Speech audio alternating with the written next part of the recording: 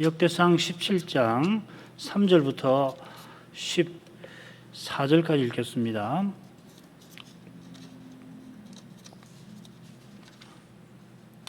(3절부터) 읽습니다. 그 밤에 하나님의 말씀이 나단에게 임하여 가라사대 가서 내 종 다윗에게 말하기를 여호와의 말씀이 너는 나의 거할 집을 건축하지 말라. 내가 이스라엘을 올라오게 한 날부터 오늘까지 집에 거하지 아니하고 오직 이 장막과 저 장막에 있으며 이 성막과 저 성막에 있었나니 무릇 이스라엘 무리로 더불어 행하는 곳에서 내가 내 백성을 먹이라고 명한 이스라엘 어느 사사에게 내가 말하기를 너희가 어찌하여 나를 위하여 백향목집을 건축하지 아니하였느냐고 말하였느냐 하고 예언하여 내 종 다윗에게 이처럼 말하라. 만군의 여호와께서 이처럼 말씀하시기를 내가 너를 목장 곧 양을 따르는 데서 취하여 내 백성 이스라엘의 주권자를 삼고 네가 어디로 가든지 내가 너와 함께 있어 네 모든 대적을 네 앞에서 멸하였은즉 세상에서 존귀한 자의 이름 같은 이름을 내게 만들어 주리라. 내가 또 내 백성 이스라엘을 위하여 한 곳을 정하여 저희를 심고 저희로 자기 곳에 거하여 다시는 옮기지 않게 하며 악한 유로 전과 같이 저희를 해하지 못하게 하여 전에 내가 사사를 명하여 내 백성 이스라엘을 다스리던 때와 같이 않게 하고 또 내 모든 대적으로 내게 복종하게 하리라. 또 내게 이르노니 여호와가 너를 위하여 집을 세울지라.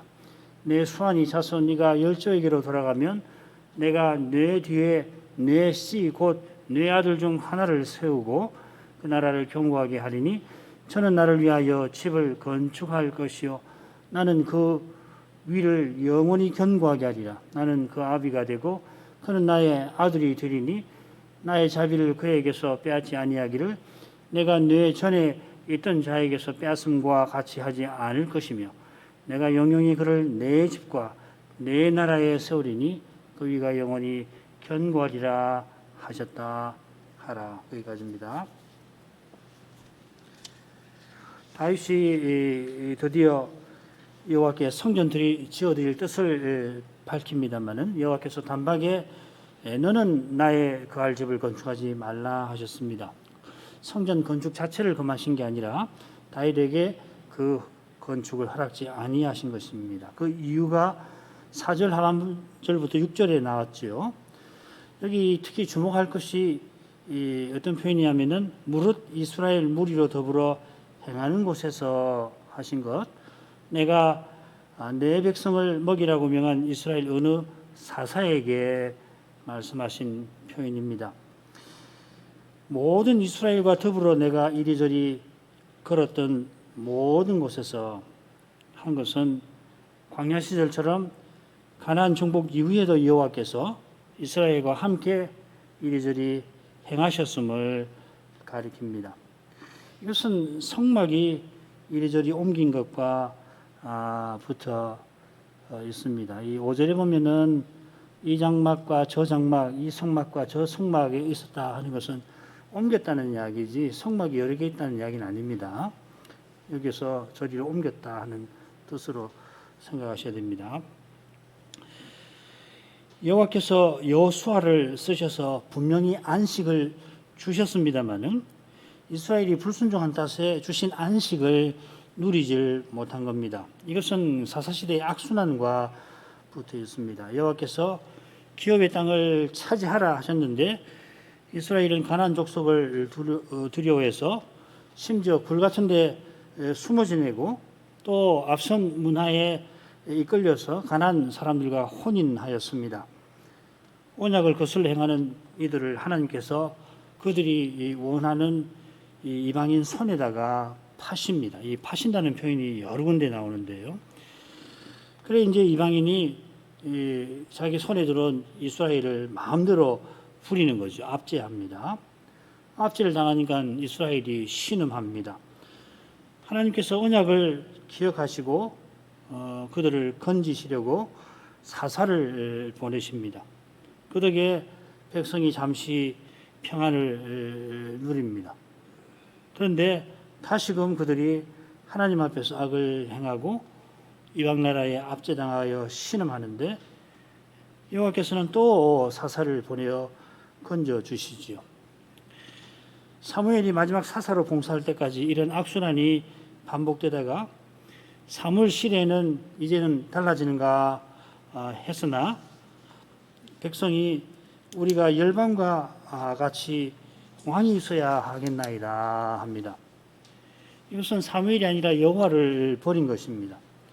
여호와께서 그들이 바라던 대로 왕을 주시는데 과연 그들이 원하는 대로 열방과 같아졌습니다.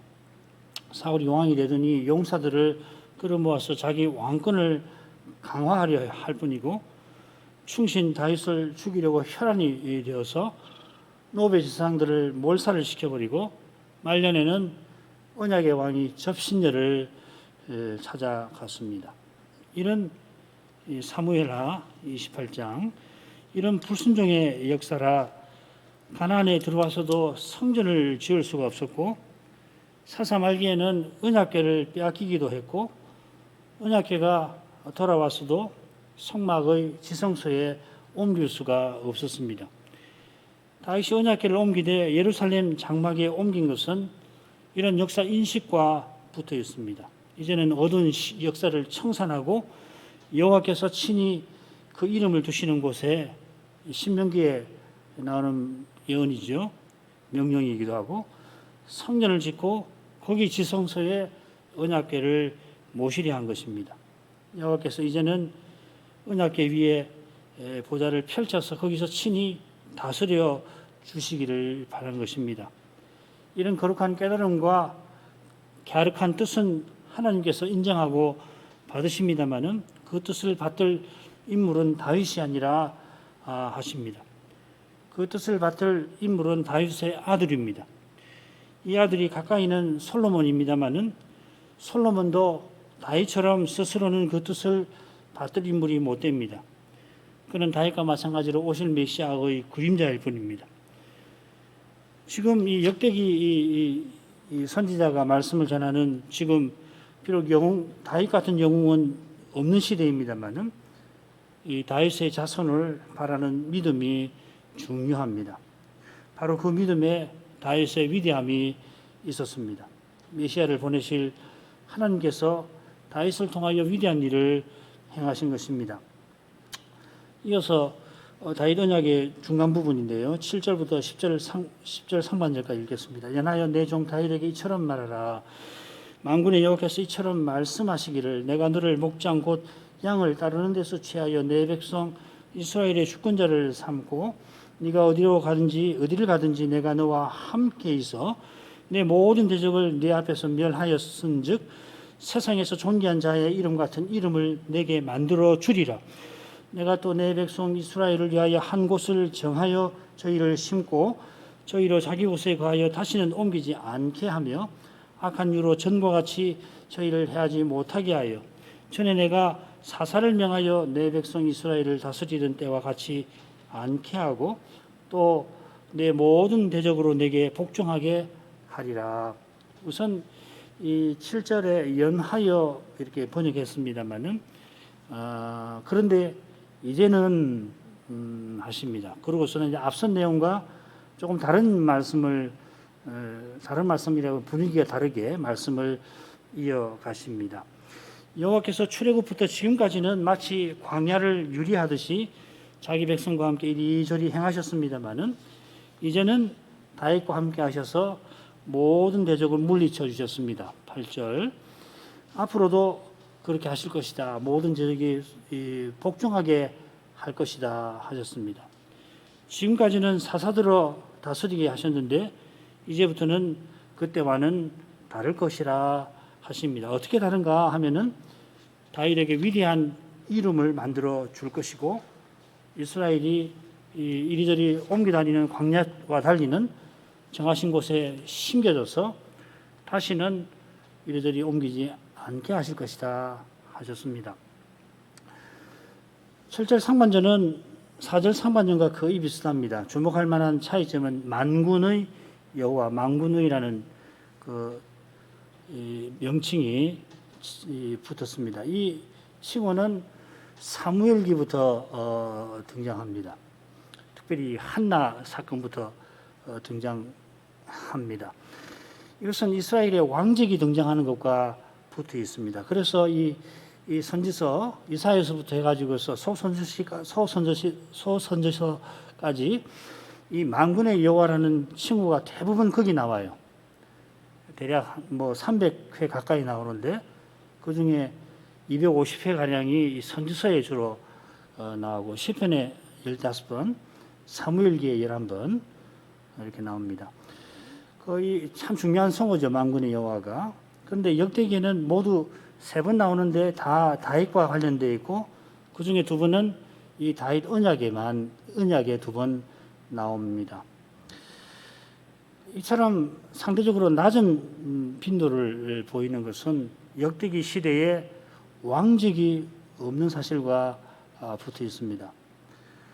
이 역대기 시대의 중요한 성우는 하늘의 하나님입니다. 에스라, 느헤미야의 저자가 역대기의 저자와 동일인일 것이다 하는 학설이 있는데 아무튼 역대기는 후대입니다. 역대기 족보에 이름 하나가 나오는데 그 사람의 이름이 주전 405년에 어떤 문헌에 그 사람이 나와요. 동일인일 거라고 짐작하는데 그러면 역대기는 이 주전 405년 의간에 혹은 그보다 후대에 쓰여진 성경이라고 할 수 있겠죠. 에스라 느헤미보다 더 늦은 시기일 수 있습니다. 아무튼지 에스라 느헤미야 다니엘 여기에 이 하늘의 하나님이라는 성어가 나옵니다. 흥미롭게 또 역대기에는 이 하늘의 하나님이라는 성어가 나오지 않습니다만은 반대로 역대기에 두드러지는 칭호는 이스라엘의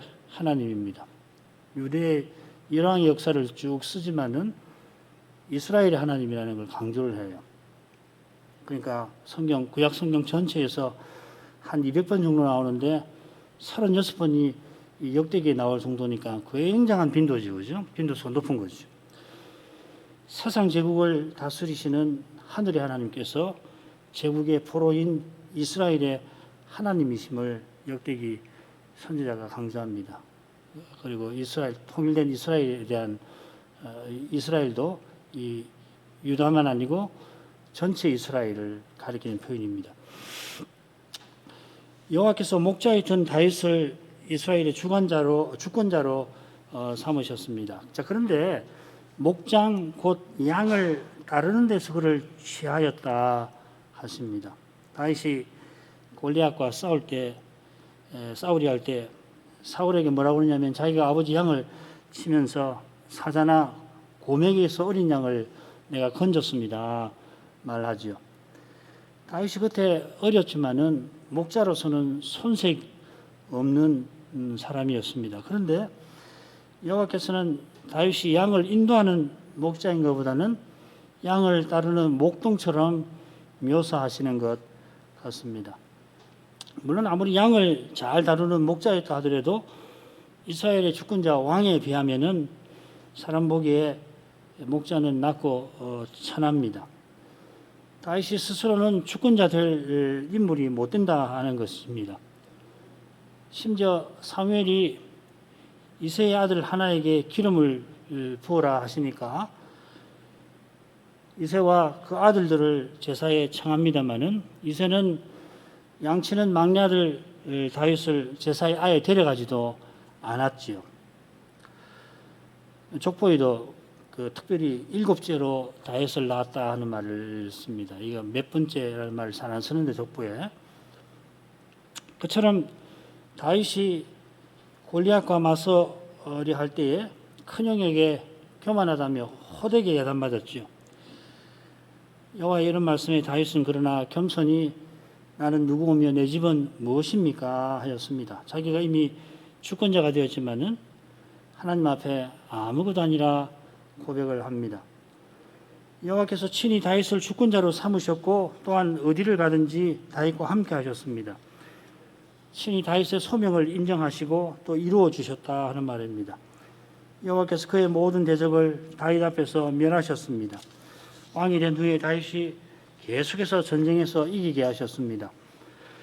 여호와께서 모든 대적을 멸해 주시니까 그래서 다윗도 내가 성전을 지으라고 하시는 모양이다 확신을 했던 것입니다. 나단도 하나님이 왕과 함께 하시니 하면서 다윗의 확신에 찬동했지요.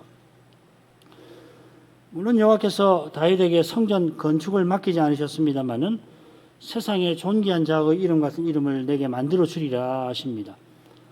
이거가 비슷한 그 표현이 이어 나오는 다윗의 기도에 나옵니다. 이름을 얻으셨다 하는 겁니다. 여호와께서 출애굽을 통해서 위대한 이름을 드러내셨습니다. 느헤미야 9장 10절에 그런 표현이 나오죠. 그처럼 여호와께서 다윗을 세상에서 존귀하다고 했는데 큰 혹은 위대한 자 되게 하겠다 하십니다. 이것은 이 세상에서 위대한 왕처럼 되게 하신다 하는 정도가 아닙니다. 역시 비슷한 표현이 24절에 나오는데 사람으로 영원히 주의 이름을 높여 하였습니다. 이 높여라는 말은 크게 하여입니다. 여호와께서 지금 다윗에게 약속하신 것을 이루어서 주의 크신 영광을 드러내시면 사람들이 영원히 여호와를 크신 하나님이시라 하게 될 부르게 할 것이다 하는 뜻입니다.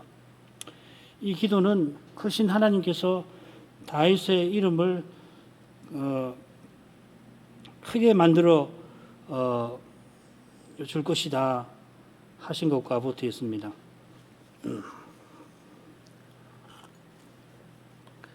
여호와께서 장차 다윗의 자손을 통하여 크신 이름을 드러내실 건데 바로 그 일로 다윗의 이름을 크게 만들어 주실 것입니다. 다윗에게 성전 건축은 허락지 아니하셨지만은 성전 건축의 목적을 이루는 데 다윗을 크게 쓰시겠다 하신 겁니다.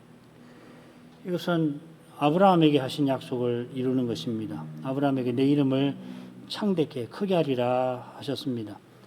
요컨대 다윗은 아브라함과 모세처럼 언약의 중보자이고 구약의 중보자들이 참 많은데 그들 중에 중요한 인물입니다. 또 그렇게 되게 하실 거다 하셨습니다. 성전 건축의 목적은 무엇보다 내 백성 이스라엘을 위하여 한 곳을 정하여 저희를 심는 데 있습니다. 이 심는다 하는 표현에서 짐작하실 수 있는데 이스라엘을 포도원에 심은 포도나무처럼 말씀하시는 겁니다. 이것이 홍해 건넌 후에 부른 모세의 노래의 핵심입니다. 출애굽 15장 17절 주께서 백성을 인도하사 그들을 주의 기업의 산에 심으시리이다. 여호와여 이는 주의 처소를 삼으시려고 예비하신 것이라. 주의 이것이 주의 손으로 세우신 성소로소이다. 이 가나안은 주의 기업의 산이고 이스라엘은 주의 기업 포도원에 심긴 최상급 포도나무가 되게 하려고 여호와께서 이스라엘을 이집트에서 해방시키신 겁니다. 게다가 이스라엘이 가나안에 이미 들어오게 하셨습니다.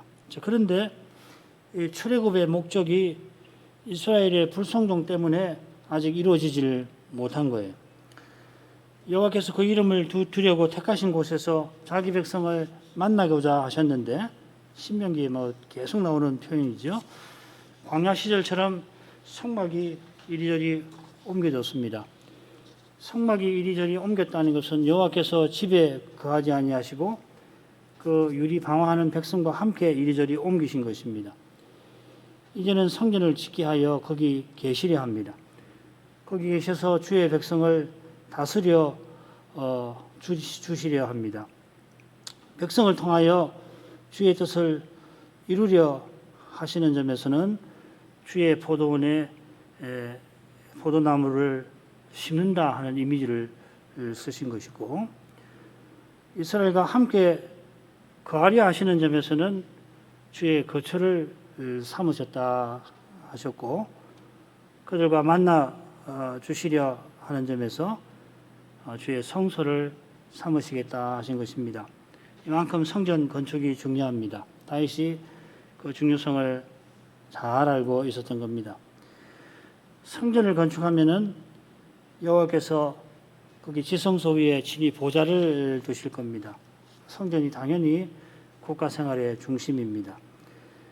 성전 건축을 위하여 여호와께서 모든 대적을 물리쳐 주셨으니까 이스라엘이 자기 곳에 거하여 다시는 옮기지 않아도 됩니다. 옮기지 않는다 했는데 흔들리지 않는다 하는 말입니다. 땅이 흔들리듯이 그렇게 되지 않을 거다. 사사시대 생각하시면은 이 흔들린다 하신 것이 뭔지를 잘 알게 됩니다. 사사가 다스릴 때 잠시 평안을 누리는가 했지만은 그 적국이 들이닥쳐서 추수한 거 뭐 죄다 빼앗아가고 늘 괴롭혔죠. 그러니까 불안해서 살 수가 있나요, 사람이? 이제 그런 흔들리는, 땅이 흔들리는 것 같이 불안한 시대가 끝날 참입니다. 이후로 다윗 같은 왕이 드물게라도 나타나서 그때 나라가 확 안정하기도 하고, 그러나 대부분은 악한 왕들이 나라를 크게 흔들리게 했지만은 마침내 나라가 망해서 포로 잡혀가기 전까지는 사사시대와 달리 이 국권을 유지하였던 것을 알 수가 있습니다. 이것이 이어지는 말씀의 내용이기도 합니다. 악한 유로 전과 같이 저희를 해하지 못하게 하여 전에 내가 사사를 명하여 내 백성 이스라엘을 다스리던 때와 같이 않게 하고 또 내 모든 대적으로 내게 복종하게 하리라. 이 악한 유유 무리들은 적국을 가리키겠습니다마는 적국만 아니라 이 요압 같은 인물을 가리킵니다. 사무엘하 3장 34절에는 이 불의한 자식이라고 번역이 되었습니다. 요압이 이 보복심에 아브넬을 죽여서 나라의 통일을 크게 해쳤는데 다윗은 그런 인물을 악한 유라 불렀습니다. 그처럼 사사가 다스릴 때에는 나라가 약해서 늘 적국의 침공을 받았습니다. 사사는 전국을 다스리는 통치자가 아니고 한 지파의 이 재판장 같은 인물입니다. 그래서 같은 시대에 여러 사사가 함께 활약하기도 합니다. 엘리와 삼손은 시대가 겹치는 사사들입니다. 사사의 통치 역량에 따라 차이가 나긴 하겠습니다만은 이 지파들의 갈등이 늘 있습니다. 이게 사사기 부록이라고 할 수 있는 19장부터 21장까지 이 핵심 주제고 사사기 5장, 뭐 8장, 또 9장 뭐 이런 데 보면 이 지파의 갈등이 늘 있다는 걸 알 수가 있습니다. 이제 왕정이 시작되면서는 사사시대와는 달라집니다. 마찬가지로 이스라엘의 주변 나라들을 또 사사시대와는 달리 다윗과 솔로몬 시대 이후로 조공을 쭉 바치게 될 겁니다. 이것은 다윗의 등불이 꺼지지 않게 해주겠다 하신 약속과도 붙어 있습니다. 10절 하반절부터 14절까지 읽겠습니다. 또 내게 이르노니 여호와가 너를 위하여 집을 세울지라. 내 수완이 차서 네가 열조에게로 돌아가면 내가 내 뒤에 내 씨 곧 내 아들 중 하나를 세우고 그 나라를 경고하게 하리니 저는 나를 위하여 집을 건축할 것이요 나는 그 위를 영원히 견고하게 하리라. 나는 그 아비가 되고 그는 나의 아들이 되리니 나의 자비를 그에게서 빼앗지 아니하기를 내가 네 전에 있던 자에게서 빼앗음과 같이 하지 않을 것이며 내가 영영히 그를 내 집과 내 나라에 세우리니 그 위가 영원히 견고하리라 하셨다 하라. 여호와께서 다윗을 위하여 집을 세워주시겠다 하시고는 다윗의 아들이 여호와를 위하여 집을 건축할 것이다 하시는데 14절에 보면은 다윗의 후손을 내 집에 세우겠다 하십니다. 여기 다윗의 집과 여호와의 집이 나오는데 다윗의 후손이니까 다윗의 집을 다스릴 텐데 그뿐만 아니라 여호와의 집에서 다스립니다. 바로 이 내용이 사무엘기의 다윗 언약과 특별히 다른 점 중 하나가 될 것입니다. 사무엘하 7장 16절은 다르죠, 그죠? 조금 후에 설명하겠습니다. 역대기 선지자가 사무엘기 선지자보다 수백 년 후에 등장한 까닭에 그가 전하는 계시가 진전한 면이 나타나고 있습니다. 여호와께서 대바람에 다윗더러 성전 짓지 말라 하셨는데 역시 여호와께서 오히려 다윗을 위하여 내가 집을 세워주겠다 하십니다. 이것은 다윗의 후손들로 성전을 세울 수 있게 하시는 것입니다. 오실 메시아를 통하여 하나님 나라를 맛보게 하시는 것입니다. 여호와께서 다윗의 등불을 꺼지지 않게 하셔야 다윗의 후손이 메시아로 오실 겁니다. 이 위대한 목적을 위해서 다윗의 왕조가 무너지지 않게 하시겠다 하신 것입니다. 이런 점에 붙여서 11절에 나온 다윗의 죽음과 다윗의 후손의 등장을 살필 겁니다. 다윗은 세상을 떠나지만은 다윗 뒤에 후손이 일어날 겁니다. 다윗이 그저 후손을 낳는 것만 아니라 자기의 위를 이을 자손이 일어날 겁니다. 이 왕은 세상 나라와 달리 여호와께서 세우시는 직분자입니다. 다윗 언약을 이룰 직분자입니다. 그는 특히 나를 위하여 집을 건축할 직분자입니다. 그가 바로 솔로몬이지요. 이름까지 성전 건축의 사명에 어울리는 인물입니다. 역대상 22장 8절 9절에 보면 하나님 말씀이 나오는데 너는 이 다윗에게 하신 말씀입니다. 피를 심히 많이 흘렸고 크게 전쟁하였느니라. 네가 내 앞에서 땅에 피를 많이 흘렸은즉 내 이름을 위하여 전을 건축하지 못하리라. 하나들이 내게서 나리니 저는 평강의 사람이라. 내가 저로 사면 모든 대적에게서 평강하게 하리라. 그 이름을 솔로몬이라 하리니 이는 내가 저의 생전에 평안과 안정을 이스라엘에게 줄 것임이니라. 하나님께서 다윗에게 하신 이 말씀, 다윗에게 하신 이 말씀은 자기가 바세바를 범하고 우리아를 죽인 그 끔찍한 죄를 덮으려는 이 변명이 아닙니다. 역대기 선지자가 이런 말씀을 전하는 것은 다윗의 죄를 덮으려고, 물론 바세바 이야기는 역대기에 나오진 않죠. 변명하는 것이 아닙니다. 여호와께서 다윗의 무서운 죄에도 불구하고 친히 언약을 이루신다는 절절한 고백입니다. 다윗이 바세바를 범한 일로 나라를 망하게 만들 뻔했지만은 바세바를 통하여 태어난 솔로몬들어 성전을 건축하게 하셨습니다. 성전 건축이 대역사인데 세월도 많이 돈만 아니고 많은 인원이 오랜 세월 지어야 하는데 솔로몬의 왕위가 견고하게 하여서 큰 일을 잘 마치게 하셨습니다. 솔로몬이 죽고 곧 나라가 양분되었던 것처럼 솔로몬이 잘나서 나라가 견고했던 건 아닙니다. 이런 점에서 그 위를 영원히 견고하게 하리라 하신 말씀을 살펴야 합니다. 솔로몬이 성전 지은 후에 많은 이방 여인과 혼인하고 그들의 신들을 따라 섬겼습니다. 여호와께서 진노하셔서 나라가 쪼개지게 하셨는데 사무엘 사후에 가서 그렇게 되게 하셨습니다. 그런 일이 있지만은 다윗의 위를 영원히 견고하게 하리라 하신 것은 이 솔로몬의 시대를 훌쩍 넘어서는 예언적인 약속입니다. 솔로몬의 왕위조차 그 시대에 견고하지 못했습니다. 하나님께서 메시아를 보내려고 그 위가 무너지지 않게 붙드신 겁니다. 이게 바로 13절로 이어집니다. 다윗의 시, 곧 다윗의 아들이 성전을 지을 것이라 하셨는데 나는 그 아비가 되고 그는 내 아들이 되리라 하십니다. 시편 2편에 나온 여호와의 영에 속하는 것이죠. 시편 89편에도 나오는데 다윗을 장자로 삼고 세계 열왕의 으뜸이 되게 하시겠다 하였습니다.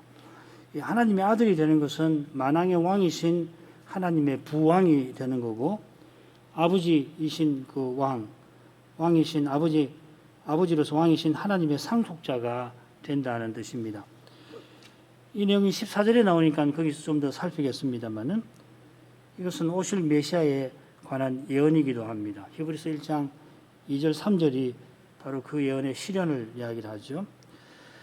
이 점에서 이어지는 내용 13절 하반절이 사무엘기와 다른 사실에 우리가 주목해야 할 겁니다. 사무엘기는 저가 만일 죄를 범하여 내가 사람 막대기와 인생 채찍으로 징계하려니와 이렇게 되어 있는데 이 부분이 역대기의 다윗 언약에는 나오질 않습니다. 그처럼 역대기는 사울의 이름을 언급을 하지 않습니다. 다윗의 후손이 죄 범하여 징계받는 일을 역대기 선지자가 언급하지 아니한 이유는 첫째로 이미 이런 일이 바벨로니아 포로에서 일어났죠.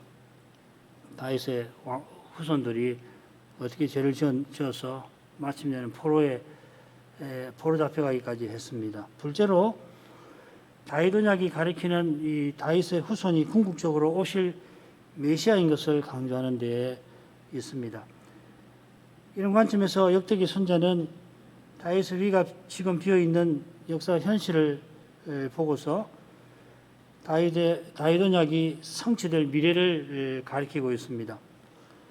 요컨대 사람의 눈에 보이는 현실은 다윗 언약이 실패한 것 같지만은 실은 오히려 성취되고 있는 겁니다. 여호와께서 나의 자비를 이 헤세드 이 인자라는 말인데 자비라고 번역을 했습니다. 그에게서 빼앗지 아니할 것이라 약속하십니다. 이것은 여호와께서 친히 언약을 이루실 것이라 하는 뜻이기도 합니다. 성실히 언약을 이루어서 약속하신 대로 자비를 베푸시겠다 합니다. 이 자비를 빼앗지 아니한다는 것은 영원히 베푸신다는 이야기죠. 그 위를 영원히 견고하게 하리라 하신 것과 붙어 있습니다. 여호와께서 다윗의 후손을 통하여 이루실 언약의 내용이 어떤 것인가 14절에 잘 나옵니다. 이 대목 역시 사무엘기의 다윗 언약과 차이가 납니다. 사무엘기는 이렇게 되어 있습니다. 내 집과 내 나라가 내 앞에서 영원히 보존되고 내 위가 영원히 견고하리라. 역대기는 내가 영영이 그를 내 집과 내 나라에 세우리니 그 위가 영원히 견고하리라. 사무엘기는 지금 그 언약을 맺는 다윗에게 초점을 두고서 내 집, 내 나라, 다윗 또 내 위, 영원함을 다윗의 집, 다윗의 나라, 다윗의 위의 영원함을 언급합니다마는 역대기는 여호와께서 나의 집, 나의 나라 하시면서 그 곧 다윗의 자손에 초점을 둡니다. 다윗의 위가 영원히 견고하리라 하신 것이나 그 다윗의 자손의 위가 견고하리라 하신 것이 결국 동일합니다마는 역대기 선자는 백성의 눈을 언약의 미래로 더욱 향하게 만듭니다. 사무엘기의 선지자가 전한 교훈이 결국은 오실 다윗의 자손에 관한 것이라 하는 것입니다. 그런 점에서 내 집과 내 나라에서 나의 집과 나의 나라로 바뀐 데서 오실 메시아에 관하여 중대한 내용이 드러나고 있습니다. 다윗의 후손은 다윗의 위에 오르십니다마는 동시에 그는 하나님의 집에 세움받습니다. 하나님의 집은 당연히 성전이지요. 다윗의 자손은 왕직만 아니라 그분은 제사장직도 지닙니다. 여호와께서 다윗을 통하여 이 일을 예언하셨습니다. 너는 멜기세덱의 반차를 좇은 영원한 제사장이라. 히브리서에서 이 진리를 잘 배울 수가 있습니다. 부활하신 그리스도께서 아버지 우편에 앉아 계십니다. 앉아 계신다 하는 것은 그분이 하늘과 땅의 모든 권세 받으신 것과 붙어 있습니다. 그분은 하나님 나라의 왕이십니다. 골로새서에서는 하나님 나라를 그의 사랑의 아들의 나라라 하였습니다. 동시에 그분은 하늘 지성소에 나아가신 영원한 대제사장이십니다. 전에는 다윗이 왕이긴 하지만 대제사장은 사독이 맡았고 선지자 나단을 통하여 다윗이 하나님 뜻을 살폈습니다. 다윗의 후손으로 오신 메시아는 모세가 말한 나와 같은 선지자이시면서 멜기세덱의 반차를 좇은 영원한 대제사장이십니다. 영원한 대지상으로서 백성의 죄를 없이 하시는 까닭에 그분은 영원한 제국의 왕이 되십니다. 과연 그분의 나라에는 죄가 먼지만큼도 보이지 않게 될 것입니다. 지금은 우리 안과 밖에 죄가 있어서 하나님 나라를 맛보기가 힘들지만은 우리의 힘든 삶 자체, 죄와 죽음과 맞서 싸우는 이 힘든 삶 자체가 주님께서 통치하시는 증거입니다. 이날에도 그리스도는 신비한 방식으로 죄악을 없이 하고 계십니다. 다시 오시는 그날에 그분의 위가 영원히 경고할 것입니다. 계시록이 특별히 마지막에서 가르치고 그 나라에서 다윗의 언약은 완전히 성취될 것입니다. 계시록이 있는 주제를 담고 있습니다. 지금 역대기 시대에는 왕직은 없고 제사장직이 있습니다마는 이 제사장직도 물러갈 때가 올 것입니다. 영원한 제사장이 오실 것이라 그러합니다. 그처럼 다윗의 위가 비어 있는 것은 이제 죄지어 징계받는 그런 왕이 아니라 율법을 온전히 행할 뿐만 아니라 백성의 죄를 대신 담당하실 왕이 오실 것이라 그러합니다. 약속하신 메시아가 오시는 그 사실, 오실 메시아를 믿는 믿음이 있어서 세상 제국에 종살이하는 이 역대기 시대도 퇴보하지 않고 오히려 전진합니다. 사람의 눈에는 퇴보가 분명해 보입니다. 퇴보가 아니라고 말하기도 어렵습니다. 그리스도 오신 이후의 교회사를 봐도 사람의 눈에 전진이라고 볼 만한 시대가 많지도 않고 그리 길지도 않습니다. 그러나 그리스도께서 친히 주님의 교회를 세워나가십니다. 그처럼 다윗의 위가 비어있던 때에도 심지어 안티오쿠스 에피파네스라는 사람이 성전을 더럽히던 때에도 여호와께서 약속대로 메시아를 보내시는 일을 친히 이루고 계셨습니다. 사람의 눈에는 마리아나 요셉, 엘리사벳이나 사가랴, 베들레헴의 목자들, 또 시몬이나 안나 같은 사람이 이스라엘에 나올 수 없을 것 같은 현실이었습니다만은 특별히 에피파네스 이후 특별히 그런 현실인데, 그러나 돌들로도 아브라함의 자손이 되게 하실 하나님께서 역대기 선지자나 그의 말씀을 받는 사람들을 친히 일으키셨습니다. 그처럼 오신 그리스도는 틀림없이 다시 오실 겁니다. 다시 오실 그리스도를 믿는 의지하는 믿음이 마지막 날까지 시대를 이길 것입니다. 그만큼 하죠. 기도하겠습니다. 거룩하신 아버지, 다윗이 여호와께 성전 지어드릴 뜻을 밝힐 때에 여호와께서 다윗이 성전 지을 것이 아니라 하시면서, 그러나 지금까지 여호와께서 광야 시절처럼 연약한 백성과 함께 이리저리 행하시던 것과는 달리 자기 백성을 정하신 한 곳에 심겠다 하셨습니다. 여호와께서 이미 약속하신 대로 가나안에 이끄셔서 안식을 주셨지만은 이스라엘이 불순종과 반역으로 주신 안식을 누리지를 못하였습니다. 그들이 세상 행복을 쫓아갔지만 그 행복은 뜬구름과 같을 뿐이었습니다. 번영한 세상 나라를 부러워했지만은 그 세상 나라에 압제당하여 마치 땅이 흔들리는 것과 같은 불안 가운데 있었습니다. 그런 그들을 하나님이 불쌍히 여기시고 사사를 보내셔서 다시금 평안 가운데 거하게 해주셨지만은 그것도 잠시뿐이고, 다시금 이스라엘은 하나님 말씀을 거역하고 그 결과 하나님께서는 그들을 또다시 원수들의 손에 파셔야 했습니다. 이런 악순환이 그저 되풀이 되고만 만 것이 아니라 더욱 심해져서 사사시대 말에는 언약궤를 블레셋에게 빼앗기는 일도 있고, 그 후로 언약궤가 성전 지성소에 있지를 못하고 성막도 실로에서 노브로, 노브에서 기본으로 옮겨 다녀야 했습니다. 대적이 실로의 성막을 초토화했었고 언약의 왕이 이 노베 제사장들을 몰살하였던 것입니다. 백성의 상태도 그와 같았기 때문에 여호와께서 그런 백성과 함께 부끄러움을 겪으셔야 했습니다. 그러나 여호와께서 한 불쌍한 여인의 기도를 들으시고 사무엘을 일으키시며 그를 통하여 다윗에게 기름을 부으셨습니다.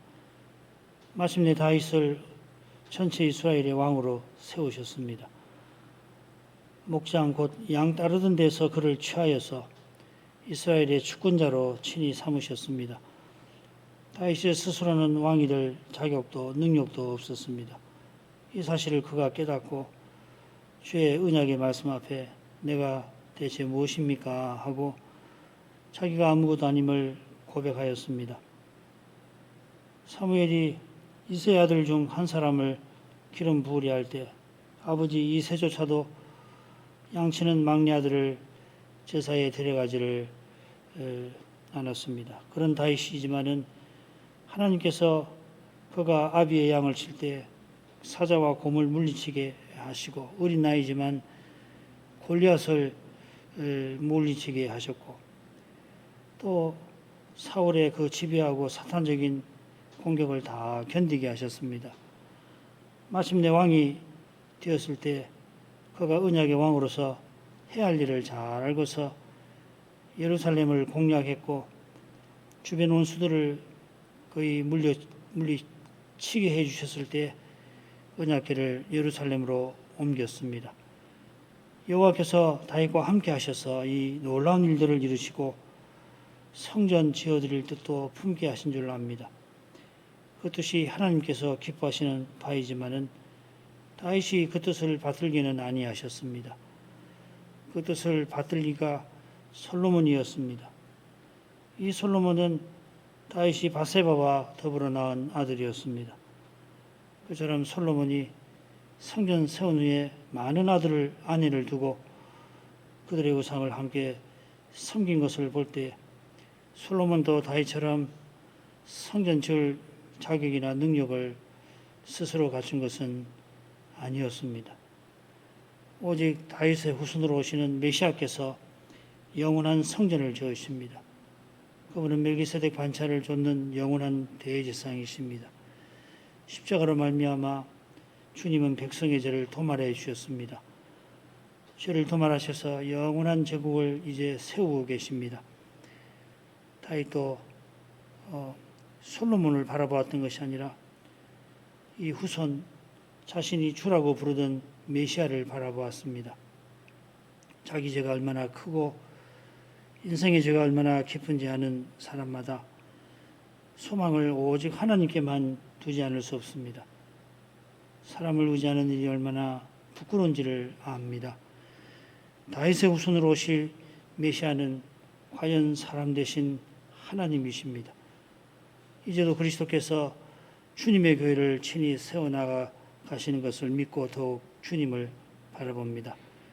주님 다시 오시는 그날을 이제도 간절히 바라봅니다. 예수님 이름으로 기도합니다. 아멘.